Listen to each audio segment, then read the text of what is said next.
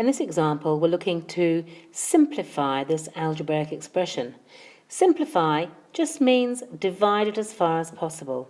And it's called an algebraic expression because we don't know what the values of the numbers are.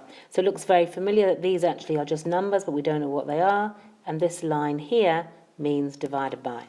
So let's start by putting it all together, expanding it out. We have an a multiplied by a b squared. So if we split up b squared, that will be b times b. So it's b times b. And c cubed, we take a factor of c, we've got c squared left. We take out two factors of c. So it's c times c times c. A squared is simply a times a times a b. Now we want to try and look and rearrange or write these multiplying numbers in a different order, which won't change the value of the expression, so that we can line them up. So we've got an a here, an a here.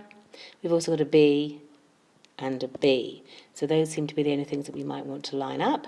So now let's rewrite it, but in a different order. So we're going to have our a followed by our b, and then our b, c, c, c, divided by our a followed by our b, leaving just another a. Now, because we have a fraction which is one complete fraction, we can split it up. And we can say that that's actually equivalent to a divided by a multiplied by b divided by b multiplied by, we can call this b divided by a if you like, multiplied by c over 1 and c over 1 and c over 1.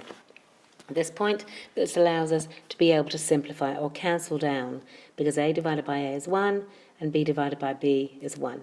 Nothing else is the same, so we can't go any further on that. Now let's try bringing everything back together as one whole fraction. So we've got 1 times 1, which is just 1. We've got a b,